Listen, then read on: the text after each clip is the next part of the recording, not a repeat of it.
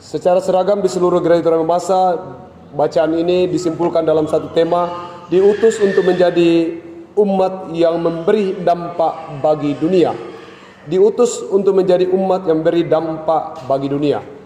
Jemaat yang dikasihi Tuhan, kebetulan hari ini kita kemudian ternyata syukur tahunan. Jadi kita tidak perlu bicara banyak tentang bagaimana Abram itu dipanggil lalu kemudian menjadi Bapa segala orang percaya. Di situ ada satu kalimat yang penting untuk kita baca bersama. Aku akan memberkati orang yang memberkati engkau dan mengutuk orang yang mengutuk engkau. Dan olehmu semua kaum di muka bumi ini akan menjadi berkat. Aku akan memberkati orang yang memberkati engkau dan mengutuk orang yang mengutuk engkau. Sebuah kata dan jaminan yang sangat luar biasa bagi orang percaya, bahwa kalau kita ini diberkati oleh orang, maka orang itu akan diberkati. Siapa yang mengutuk kita, maka dia juga akan dikutuk. Itu alasan awal dari kenapa Abram kemudian pergi. Lalu di akhir bacaan ini kita mendengarkan bagaimana Abram memanggil nama Tuhan. Tapi itu secara umum. Karena ada hubungannya dengan ibadah syukur tahunan hari ini, maka diarahkan begini. Bapak Ibu, orang fasik itu atau orang jahat itu juga diberkati. Kasih Tuhan itu berlaku secara universal, secara umum. Jadi kasih Tuhan itu berlaku secara umum. Jadi ada orang yang katakan begini, tapi Pak Pendeta itu di sana jarang gereja begini-begini, bahkan tidak menyembah Tuhan, tapi kenapa hidupnya diberkati? Cukup materinya dan lain sebagainya, sehat-sehat dan seterusnya. Iya, kasih Tuhan itu berlaku secara universal, umum. Matahari itu diterbitkan untuk orang jahat dan orang baik. Hujan diturunkan untuk semua orang. Itu kasih yang universal. Tapi di balik kasih universal itu ada namanya providensia, ada namanya predestinasi. Kasih yang umum itu namanya providensia. Providensia itu bahwa Tuhan memberi matahari kepada semua orang dan sinarnya sama. Tuhan memberi hujan dan curahnya sama. Tuhan memberi banyak yang sama. Itu providensia. Semua yang diciptakan Tuhan dipelihara. Maksud Tuhan memelihara ciptaannya adalah agar ciptaannya mengetahui bahwa ada yang menciptakannya dan kasihnya tak berkesudahan. Tapi di sisi lain ada namanya predestinasi. Apa itu predestinasi? Pemilihan terhadap orang-orang tertentu untuk kemudian menjadi berkat bagi yang lain. Itulah yang jatuh kepada bangsa Israel. Namanya predestinasi. Predestinasi pemilihan secara khusus kepada bangsa Israel juga jatuh kepada kita. Imbasnya kita miliki. Itu gambarannya. Sehingga kita ini adalah orang-orang terpilih, kedos. Kedos atau kudus itu ditersendirikan. Dalam bacaan ini kita mendengar bagaimana Abram diproses untuk menjadi Abraham, dipanggil dari negeri di mana dia adalah penguasa, negeri di mana dia adalah orang yang kaya, punya banyak harta dan budak atau orang-orang yang mendampinginya. Lalu apa masalahnya? Dipanggil untuk menjadi berkat. Saya tadi mengatakan apakah orang jahat itu tidak diberkati? Diberkati. Lalu apa perbedaannya antara orang jahat dan orang baik dalam menerima berkat Tuhan? Orang jahat diberkati bisa berlimpah-limpah berkat Tuhan, tapi dia tidak bisa menjadi berkat. Banyak orang begitu, diberkati berlimpah-limpah tapi tidak bisa jadi berkat. Selalu taek-taek. Orang Bamban bilang, Didi Bosi, kikir sekali. Jangankan kepada Tuhan, kepada istrinya dan kepada orang lain sulit sekali. Dia tidak pernah tahu bahwa itu masuk dalam kategori itu. Jadi orang-orang yang memiliki sebenarnya sudah punya, sebenarnya diberkati, tapi tidak bisa memberkati. Itu orang lalim. Jadi orang bisa diberkati, orang jahat bisa diberkati, atau orang lalim bisa diberkati, tapi dia tidak bisa menjadi berkat. Hidupnya selalu kekurangan, hidupnya tidak pernah berkecukupan, sehingga tidak ada tempat untuk menjadi berkat. Dipanggil untuk menjadi berkat. Coba rasakan bagaimana perjalanan jemaat ini. Hari ini kita syukur tahunan, tapi tidak banyak yang merasa bahwa hasil setahun itu adalah karena kemurahan Tuhan. Kita pasti masih berpikir ya itu semua karena kemampuan saya, kekuatan saya. Dan tapi kalau ditanya, apakah bagaimana perasaan Anda, bagaimana Tuhan memelihara hidup Anda selama 1 tahun ini, pasti katakan, wah, kalau bukan Tuhan. Tapi ungkapan syukur itu tidak bisa diwujudkan di dalam bentuk yang nyata, bentuk yang real. Orang lain diberkati, tapi tidak bisa menjadi berkat. Jadi mari kita rasakan di diri kita, apakah kita ini bagian yang lalim atau sudah menjadi bagian yang benar, sehingga kita selalu merasa bahwa Tuhan memberkati saya dan apa yang saya terima saya jadikan berkat juga bagi orang lain. Jemaat yang dikasihi Tuhan, di hari ini bukan secara kebetulan kemudian kita syukur tahunan. Jadi berkat bukan lagi mencari berkat. Ada konsep yang salah dalam kehidupan perjalanan orang percaya. Mereka mati-matian cari berkat. Usaha untuk mencari berkat itu bekerja siang malam menghapus nilai menjadi berkat. Tidak bisa begini, Pak. Saya lagi tidak bisa urus ini itu karena saya sibuk. Dia tidak bisa. Kenapa sibuk? Alasannya mencari berkat. Pencarian berkat, mudah-mudahan bisa ditangkap ini. Pencarian berkat itu menghalangi dia kemudian menjadi berkat. Padahal kita dipanggil untuk menjadi berkat. Orang yang menjadi berkat bagi orang lain, berkat yang akan mengejarnya. Orang-orang baik itu, orang yang akan dikejar berkat. Tapi ada satu yang berbeda dilakukan oleh banyak orang. Mereka mengejar berkat. Dan berkat yang dikejar itu tidak akan pernah membuat seseorang puas. Menjadi berkat itu persoalan mudah. Bukan lagi saatnya bagi kita untuk mencari berkat. Saatnya bagi kita sekarang untuk menjadi berkat. Seperti Abraham dipanggil keluar dari Ur Kasdim. Bukan untuk mencari berkat. Meskipun dijanjikan berkat yang besar tentang suatu wilayah dan keturunannya, tetapi intinya di situ dia dipanggil untuk menjadi berkat bagi setiap bangsa yang dijumpainya. Orang fasik diberkati, tapi tidak bisa menjadi berkat dan tidak bisa berbagi berkat. Orang baik itu ketika diberkati, maka dia akan menjadi berkat bagi yang lain. Di tempat di mana saya melayani, selalu saya dengungkan ini. Dulu waktu hidup kita masih susah, alasan ke Tuhan tae. Temo mak bono batu mi tahu, mak kompor gas meki, mak listrik, mak HP, mak motor, mak oto, anak tae bawa liuya. Tae, budaya miskin itu melekat, itu tradisi. Tradisi ini bukan salah kita juga, karena orang tua selalu katakan ya tidak boleh sosok kaya. Tapi bukan itu maksudnya. Sok kaya itu kalau tidak ada lalu kemudian dipaksa menjadi ada.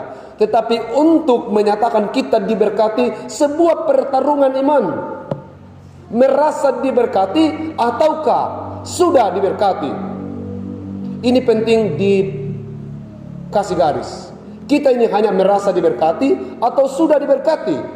Orang yang hanya merasa diberkati akan merespon berkat Tuhan setengah-setengah. Tapi orang yang memastikan bahwa saya sudah diberkati, saya sudah diberkati. Contohnya berkat Tuhan melimpah dan kalau dihitung sungguh besar. Jangan kemudian di tengah keberadaan yang kita sudah diberkati itu kita tidak bisa menjadi berkat. Kita hidup bongak luar biasa, kikirnya luar biasa. Kita tidak tahu bahwa ini semua pemberian Tuhan yang sifatnya sementara. Bukan lagi saatnya untuk mencari berkat. Saatnya sekarang menjadi berkat. Bukan apakah engkau menjadi bagian dari orang yang menunggu mujizat, atau engkau sudah menjadi bagian orang yang mendatangkan mujizat bagi orang lain.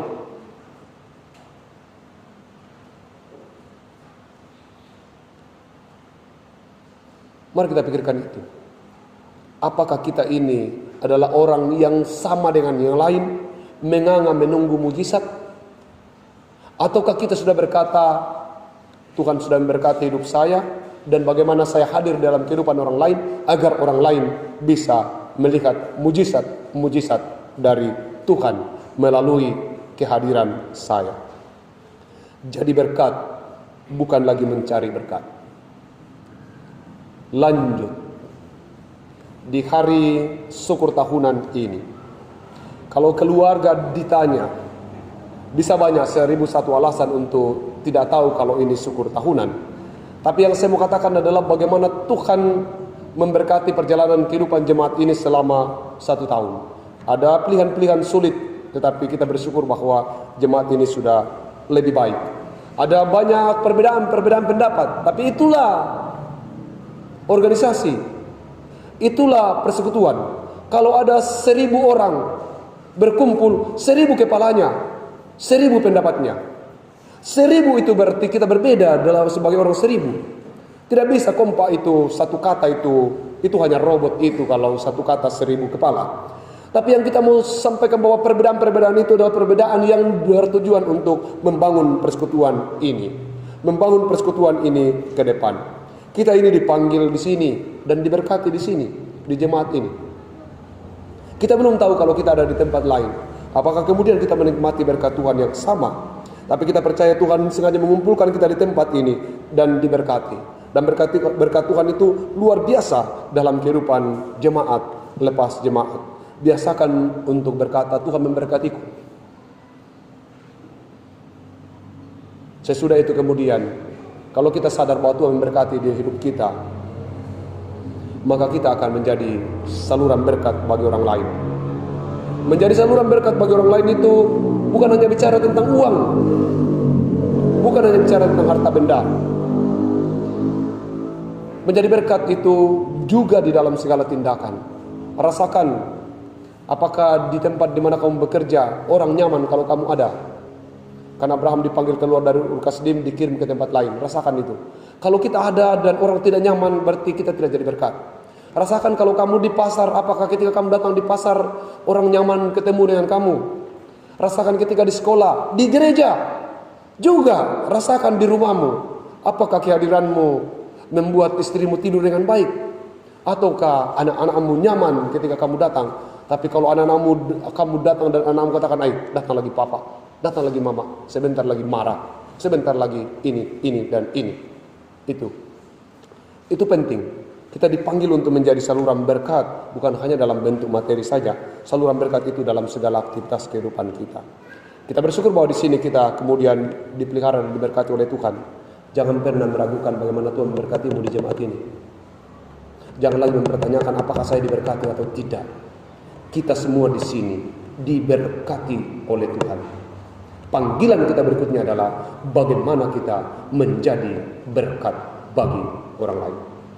Kita di sini bukan menunggu mujizat. Kita di sini sudah menikmati mujizat-mujizat dari Tuhan. Panggilan kita selanjutnya adalah bagaimana orang lain merasakan mujizat Tuhan lewat kehadiran persekutuan ini.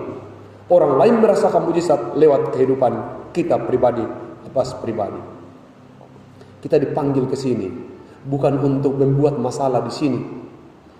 Kita dipanggil ke sini untuk menjadi berkat di tempat ini. Seperti Abraham dipanggil keluar dari tempatnya, demikian juga kita dipanggil datang di sini untuk menjadi berkat. Terakhir, rencana besar panggilan Tuhan kepada Abraham gagal dan bermasalah besar, hampir gagal dan bermasalah besar. Letaknya di mana? Waktu Sarah atau Sarai, kalau kita baca selanjutnya, terlibat memikirkan rencana Tuhan dengan konsepnya sendiri. Mau bikin apa ini? Tidak ada ini anak. Nah mau ke ada anak, Tuhan janji bahwa akan ada anakmu nanti itu. Jadi nanti itu akan ada anakmu, dia akan jadi bangsa besar.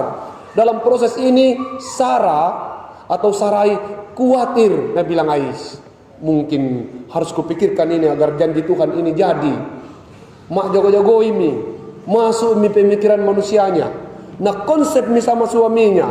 Nah bilang, ambena, mbak ilama pia ke muambil muko Hagar, ada anak dari Hagar, supaya nanti itu nanti yang akan penuhi ini janjinya Tuhan. Toh? Ternyata apa yang terjadi? Konsep manusia dilibatkan dalam rencana Allah itu menjadi hancur. Muncul berbagai masalah. Belum lahir, baru hamil, sudah bermasalah.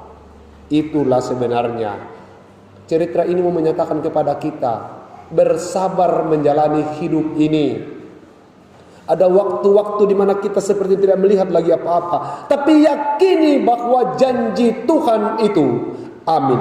Janji Tuhan untuk Bapak Ibu semua adalah, aku akan memberkati orang-orang yang memberkati engkau, dan akan mengutuk orang-orang yang mengutuk engkau. Kalau hari ini kita masih sedang ada dalam masalah, baik dalam persekutuan maupun dalam keluarga, sabar, tenang, jangan mencari jalan keluar sendiri. Jangan melakukan sesuatu di luar dari rencana Tuhan. Izinkan Tuhan memproses kita. Biarkan kesusahan dan penderitaan datang. Hadapi dengan sebuah keyakinan, apapun yang datang, aku adalah orang yang diberkati. Meski banyak orang yang sedang mengutuk aku sekarang, mereka suatu hari nanti akan mendapat hukuman karena aku adalah pribadi yang diberkati. Tersenyumlah, sebab Tuhan yang akan menjadi pengadil.